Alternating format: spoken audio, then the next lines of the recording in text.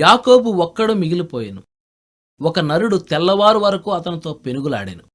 ఆదికాండం 32 అధ్యాయం 24 ఒక్కడే మిగిలిపోయాడు. ఈ మాటలు మనలో ఒక్కొక్కరిలో ఎంత భిన్నమైన అనుభవాలను గుర్తుకు తెస్తున్నాయి. కొందరికి ఒంటరితనం, చింత గుర్తొస్తాయి. కొందరికేమో ప్రశాంతత, విశ్రాంతి స్ఫురిస్తాయి. దేవుడు లేకుండా ఒక్కడే మిగిలిపోవడం చాలా భయంకరమైన స్థితి. కానీ దేవునితో ఒంటరిగా ఉండటం పరలోకపు ఆనందానికి మారుపేరు. దేవునికి చెందిన వాళ్ళు ఎక్కువ సమయాన్ని ఒంటరిగా ఆయనతో గడపగలిగితే గతంలో లాగా ఆత్మలో వీరులైన వారు ఈ కాలంలో కూడా మనకు ఉంటారు. మన ప్రభువే మనకు మాదిరి. దేవునితో ఒంటరిగా గడపడానికి క్రీస్తు ఎన్నిసార్లు వెళ్ళేవాడో గమనించండి. మీరు ప్రార్థించేటప్పుడు మీ గదిలోనికి వెళ్ళి తలుపు వేసుకుని ప్రార్థించండి అని ఆయన ఆజ్ఞాపించడంలో చాలా గొప్ప ప్రయోజనం ఉంది. ఏలియా, ఎలీషాలు దేవునితో ఒంటరిగా ఉన్నప్పుడే అద్భుత కార్యాలు జరిగాయి. యాకోబు దేవునితో ఒంటరిగా ఉన్నందువల్లనే రాజవంశానికి మూలపురుషుడయ్యాడు. మనం కూడా కాగలం. దేవుడు అతన్ని దర్శించినప్పుడు యెహోషువ ఒంటరిగా ఉన్నాడు.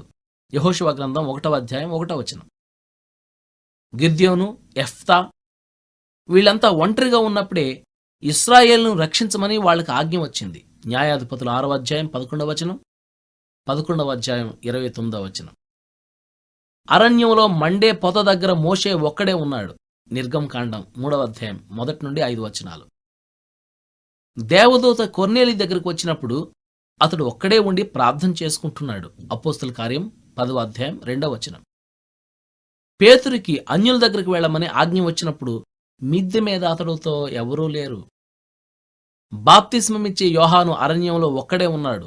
లూకాసు వార్త 1 అధ్యాయం 8 ప్రియ శిష్యుడైన యోహాను పద్మసులో ఒంటరిగా దేవునితో సన్నిహితంగా ఉన్నాడు.